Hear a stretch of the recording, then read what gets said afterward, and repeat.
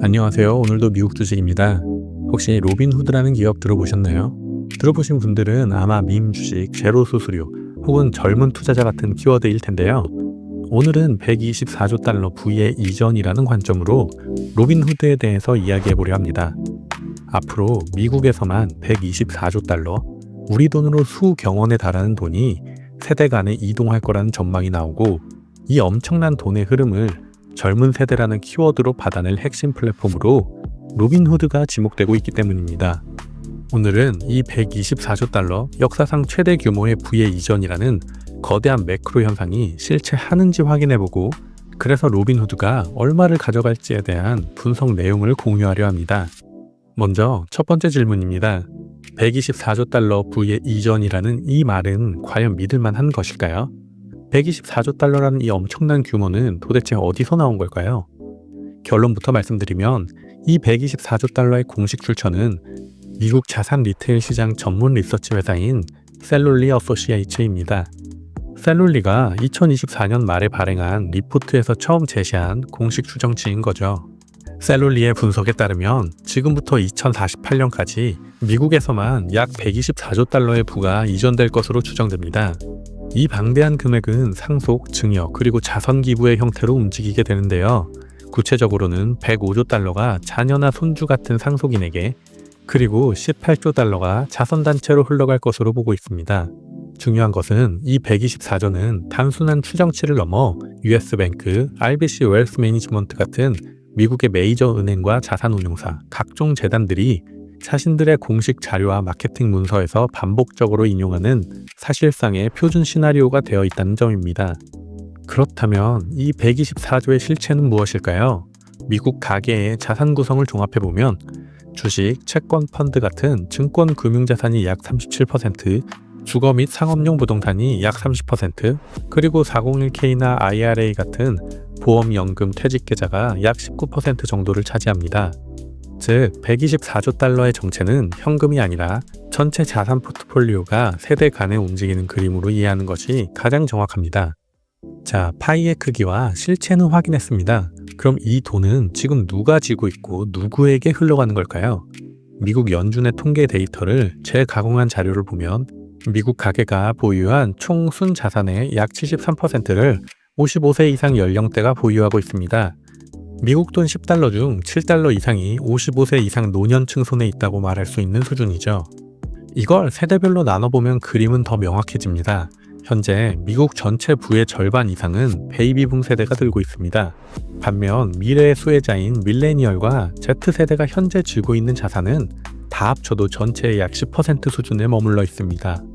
결국 124조 달러 부의 이전이란 현재 자산의 70% 이상을 쥔 55세 이상, 특히 베이비붐 세대와 그 이전 세대가 쌓아 올린 자산이 앞으로 수십 년에 걸쳐 X세대, 밀레니얼, Z세대로 넘어가는 거대한 흐름을 의미하는 겁니다. 그럼 이런 질문이 나와야겠죠? 그 돈을 받을 젊은 세대는 정말 로빈후드 안에 모여 있을까? 로빈후드는 스스로를 MZ세대 플랫폼이라고 강력하게 정의하고 있습니다. 2024년 12월에 있었던 인베스터데이 프레젠테이션을 보면 경영진이 직접 우리 고객의 75%가 밀레니얼과 젠지라고 밝혔습니다. 외부 데이터도 이와 거의 일치합니다. 2024년 말 야후 파이낸스 기사에 따르면 로빈후드 고객의 4분의 3이 43세 이하이며 그중 4분의 1은 27세 이하의 젠지로 분석됐습니다. 일부 학술 연구에서는 로빈후드 사용자의 평균 연령을 약 31세로 추정하기도 했죠.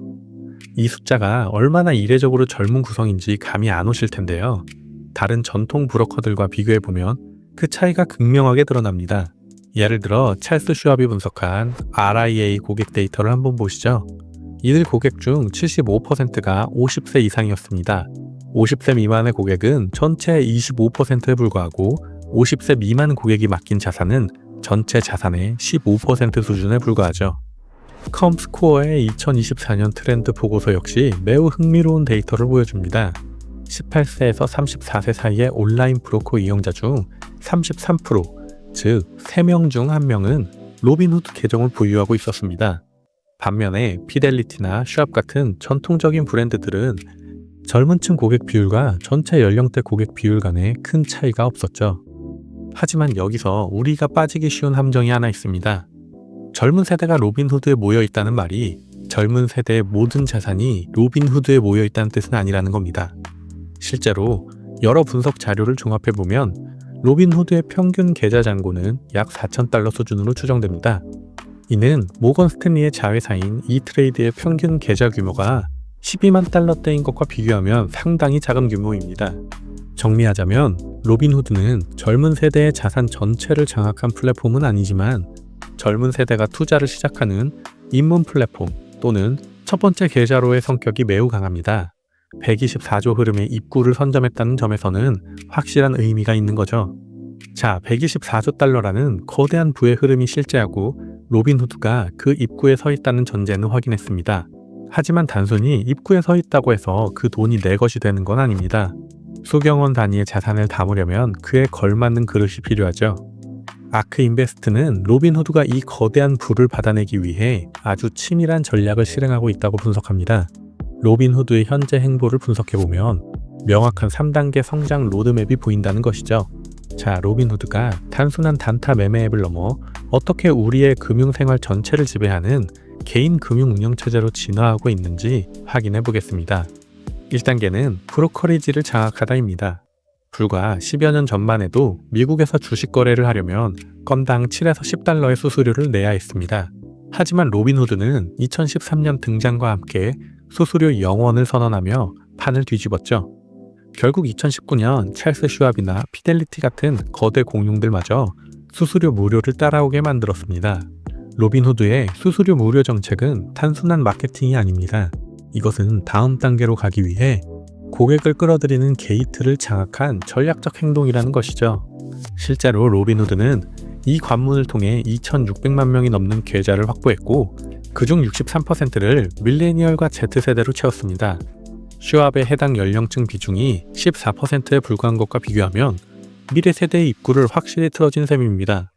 최근 로빈후드는 이 관문을 더 넓히고 있습니다.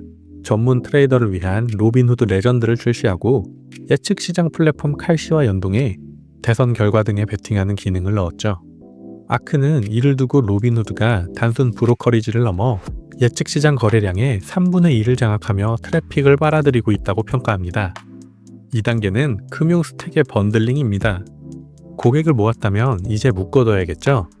아크는 개인 금융은 주식뿐만 아니라 은행, 카드, 대출, 연금이 복잡하게 얽힌 네트워크라고 정의합니다. 그리고 로빈후드의 전략은 이 모든 것을 하나의 앱 안에서 해결하는 개인 금융 OS가 되는 것이라고 분석하죠. 이 전략의 핵심에는 로빈후드가 밀고 있는 유료 멤버십, 로빈후드 골드가 있습니다. 아크는 이 골드 멤버십을 아마존의 프라임 같다고 비유합니다. 아마존이 무료 배송으로 고객을 가둬두듯 로빈후드는 파격적인 혜택으로 유저를 묶어두는 허브 전략을 쓰고 있다는 겁니다.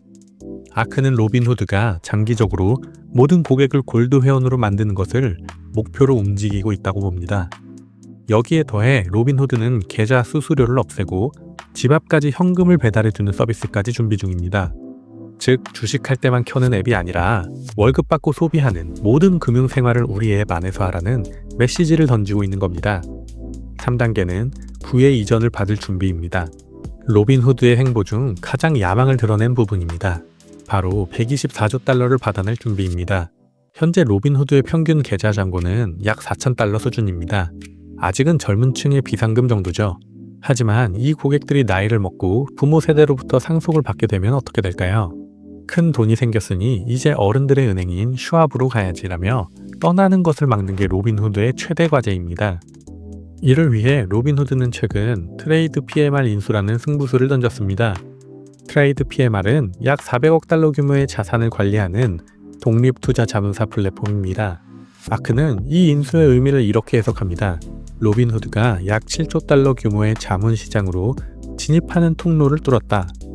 즉 로빈후드 앱에서 자산이 커진 고객에게 이제 돈이 많아졌으니 다른 곳 가지 말고 저희와 연결된 전문가에게 관리를 받으세요라고 제안할 수 있는 구조를 만든 겁니다. 앱을 떠나지 않고도 고액 자산가용 서비스를 받을 수 있게 하는 것, 이것이 자산 라이프 사이클의 완성입니다. 로빈후드가 착실하게 밟아가고 있는 이 3단계 로드맵을 보며 아크는 꽤 공격적인 미래를 전망합니다. 고객 한 명당 벌어들이는 돈이 2024년 약 130달러 수준에서 2030년에는 430달러 이상으로 3배 넘게 뛸 수 있다고 가정합니다. 계획은 완벽해 보입니다. 하지만 투자의 세계에서 그럴싸한 계획은 누구나 가지고 있죠. 진짜 중요한 건 그래서 그게 실제 돈이 되느냐, 그리고 지금 주가는 그 미래를 얼마나 땡겨서 반영했느냐입니다. 이제 아크의 장밋빛 전망에서 벗어나 냉정하게 계산기를 두드려 보려고 합니다. 로빈후드가 실제로 가져갈 수 있는 파이의 크기를 시나리오별로 계산해 보겠습니다. 자, 로빈후드는 124조 중 얼마를 가져갈까요? 124조 달러가 전부 로빈후드 앱으로 들어올까요? 그럴 리는 없습니다. 부동산이나 비상장 사업체 지분 같은 건 앱으로 관리하기 어렵죠. 아크가 인용한 여러 연구 자료를 보면 로빈후드의 현재 비즈니스 모델로 바로 다룰 수 있는 실질적 금융자산 파이는 124조 달러 중 약 67조 달러 수준으로 추산됩니다. 그럼 로빈후드는 지금 어느 정도 와 있을까요? 2025년 3분기 기준 로빈후드의 플랫폼 자산은 약 3,330억 달러 수준까지 성장했습니다. 이걸 67조 달러라는 파이와 비교하면 점유율은 약 0.5% 수준에 불과합니다. 자, 여기서부터 순수하게 점유율만 가지고 시나리오를 돌려보겠습니다. 로빈후드가 지금처럼 점유율 0.5% 언저리에 머문다면 자산 규모는 지금과 큰 차이가 없을 겁니다. 성장은 정체되겠죠. 만약 로빈후드가 124조 흐름을 타고 이 파이의 단 1%를 가져온다면 관리 자산은 6,700억 달러로 지금의 2배가 됩니다. 그리고 젊은 세대 대다수가 로빈후드에 남아 점유율이 2%까지 오른다면 자산은 1조 3,400억 달러, 지금의 4배 규모로 폭발합니다. 아크가 주장하는 유저당 1,800달러의 기업 가치는 방금 우리가 계산한 시나리오 C의 시장 장악력이 현실이 되고 고객 한 명당 벌어들이는 돈도 3배 늘어날 것이라는 가정을 곱해서 나온 숫자입니다. 하지만 언제나 그렇듯 긍정적인 것만 있을 수는 없죠. 겨우 1, 2% 점유율 먹는 게 뭐 그리 어렵냐고 생각하실 수 있습니다.